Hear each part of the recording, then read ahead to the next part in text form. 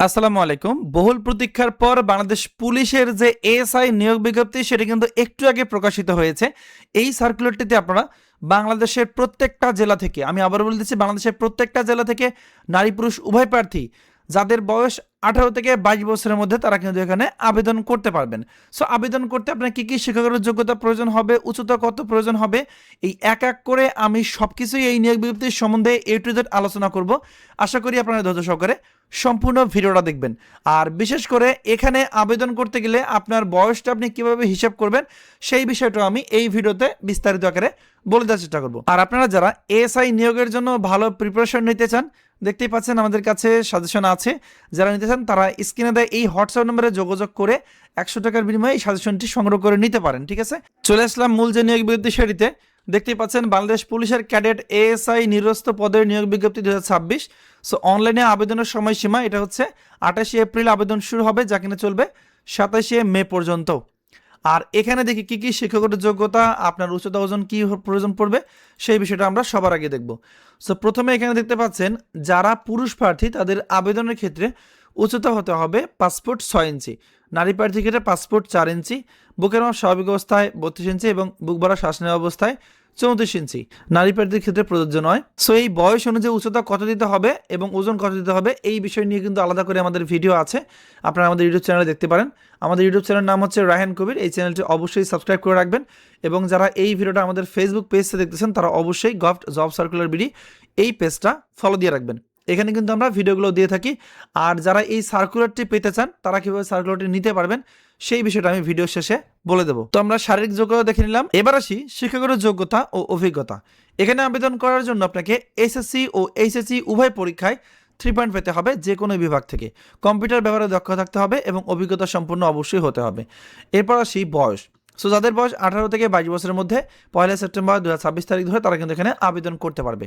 So এখানে আরেকটা বিষয় উল্লেখ করার মতো, সেটা হচ্ছে আপনাদের বয়সটা হিসাব করতে গোলমাল করেন, আমি বয়সটা একদম লিখে দিয়েছি। 1/9/2004 সাল থেকে 1/9/2008 সালের মধ্যে যাদের জন্ম তারিখ পড়বে তারা মূলত এখানে আবেদন করতে পারবে। আর যারা বর্তমানে বাংলাদেশ পুলিশের কনস্টেবল পদে কর্মরত আছেন কিংবা নায়ক পদে কর্মরত আছেন তারা কিন্তু সর্বোচ্চ 25 বছর বয়স পর্যন্ত এখানে আবেদন করতে পারবে। সো নর্মাল প্রার্থীরাও এখানে আবেদন করতে পারবে এবং যারা কনস্টেবল এবং নায়ক পদে বর্তমানে কর্মরত আছেন তারাও কিন্তু এখানে আবেদন করতে পারবেন। আর এখানে কিন্তু অবশ্যই প্রার্থীকে জন্মসূত্রে বাংলাদেশি নাগরিক হতে হবে এবং প্রার্থীকে অবশ্যই অবিবাহিত হতে হবে, বিয়ে হওয়া যাবে না এবং শিক্ষানিবাস শেষ না হওয়া পর্যন্ত অবশ্যই অবিবাহিতই থাকতে হবে। এখন দেখব আবেদন পদ্ধতি। সো আবেদন করতে হবে এই ওয়েবসাইট দিয়ে আছে police.telerio.com.bd, এই ওয়েবসাইটের মাধ্যমে আবেদন করতে হবে। আবেদন গ্রহণ শুরু হবে 28 এপ্রিল 2026 তারিখ, যেখানে চলবে 27 মে 2026 তারিখ পর্যন্ত।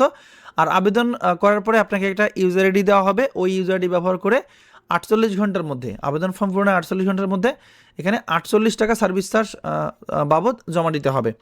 আর আবেদন করার সময় ছবির স্বাক্ষর দেখতে পাচ্ছেন কোন সাইজের হবে সেটা এখানে দেওয়া আছে। যদি কারো আবেদনের ভিডিও প্রয়োজন পড়ে তাহলে অবশ্যই এই ভিডিওর নিচে একটু কমেন্ট করবেন যে আবেদনের ভিডিও দেন, তাহলে আমি পরবর্তীতে আবেদনের ভিডিও নিয়ে আলাদা করে একটা ভিডিও দেওয়ার চেষ্টা করব। সো এখানে আবেদনের টাকা কীভাবে জমা দিতে হবে সেই বিষয়টা বলে দেওয়া আছে, শুধুমাত্র টেলিটক সিম ব্যবহার করে টাকা জমা করা যাবে, এটা আপনি এখান থেকে দেখে নেবেন। এই যে আপনি আবেদন করলেন, আবেদন করার পর কিন্তু প্রিলিমিনারি স্ক্যানিং হবে। আপনার দেখেন এখানে এসএসসি এইচএসসি ফলাফল এবং উচ্চতার উপর ভিত্তি করে নির্ধারিত নিয়োগ বিধি মোতাবেক প্রিলিমিনারি স্ক্যানিং হবে। এটা হওয়ার পরে আপনাকে এসএমএস করে জানিয়ে দেওয়া হবে আপনার আইডি এবং পাসওয়ার্ড, সেখানে পিইটি কার্ড আপনাকে একটা ডাউনলোড করে নিতে হবে। নর্মালি কনস্টেবল নিয়োগ যেভাবে হয় সেই অনুযায়ী কিন্তু এখানে আপনার যে প্রসেসগুলো সেগুলো হবে। আর এখানে কিন্তু শারীরিক সক্ষমতা যাচাই পরীক্ষার প্রশ্নপত্র দেওয়া হবে, তারপর শারীরিক মাপ, কাগজপত্র যাচাইকরণ, শারীরিক সক্ষমতা যাচাই পরীক্ষা হবে। এখানে কি কি পরীক্ষা হবে সেগুলো দেওয়া আছে, 7টা ইভেন্ট হবে, দৌড়, long jump, high jump, push up, sit up, dragging ও রোপ ক্লাইম্বিং আপনার পরীক্ষা হবে। এখানে বিস্তারিত বলে দেওয়া আছে, এটা আপনারা দেখবেন। আর এখানে বলে দেবো মাঠে কোন কোন কাগজপত্রগুলো নিয়ে যাবেন।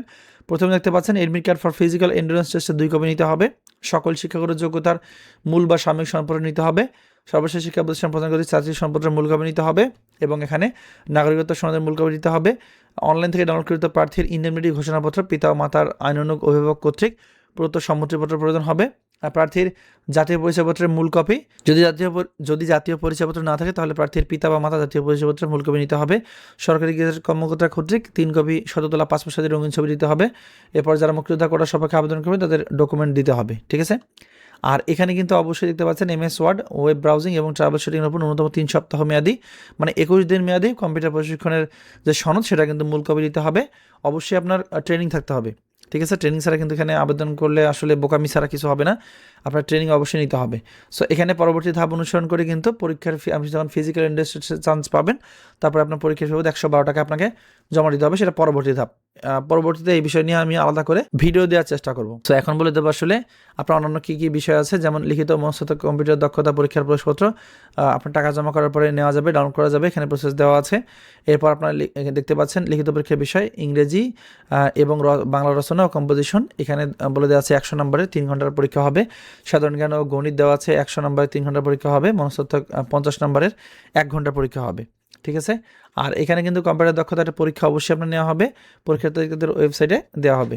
আর এখানে আরও কিছু বিষয় দেওয়া আছে, যেমন আপনার কোন জেলার মাঠ কবে হবে সেই বিষয়টা এখানে বলে দেওয়া আছে। মাদারীপুর, কিশোরগঞ্জ, রাঙ্গামাটি, ব্রাহ্মণবাড়িয়া, ঝিনাইদহ, নড়াইল, সিরাজগঞ্জ, চাঁপাইনবাবগঞ্জ, কুড়িগ্রাম, সুনামগঞ্জ, জামালপুর, ফরিদপুর, টাঙ্গাইল, কুমিল্লা, খাগড়াছড়ি ও খুলনা জেলার মাঠে অনুষ্ঠিত হবে 18, 19 ও 20 জুন 2026 সকাল 8টায়।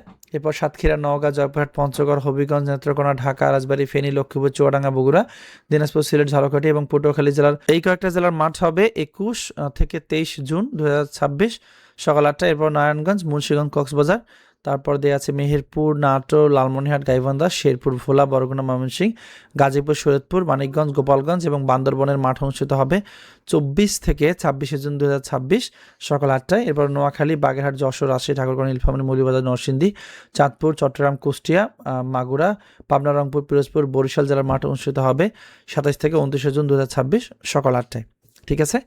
আর এখানে একটা গুরুত্বপূর্ণ বিষয় বলে দেবো, সেটা হচ্ছে এখানে যে তারিখটা দেওয়া আছে ওই তারিখ অনুযায়ী আপনাকে আবেদন করতে হবে।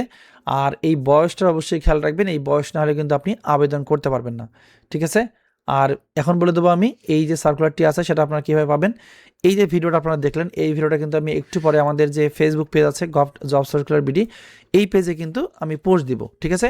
এই পেজে এসে ওই ভিডিওটার নিচে আপনারা স্ক্রিনে যেমনটা দেখতে পাচ্ছেন ASI 2026 এটা লেখার সাথে সাথে আপনার মেসেঞ্জারে অটোমেটিকলি এই যে সাজেশনটি আছে এই সাজেশনটির PDF ফাইল আপনার মেসেঞ্জারে চলে যাবে, ঠিক আছে?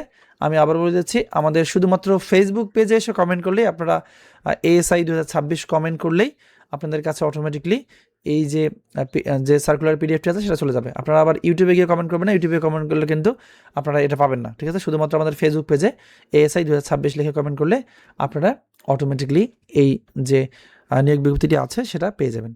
তো বন্ধুরা, এই ছিল আজকের ভিডিও। ধন্যবাদ সবাইকে যারা সম্পূর্ণ ভিডিওটা দেখেছেন। সবাই ভালো থাকবেন, সুস্থ থাকবেন। আসসালামু আলাইকুম।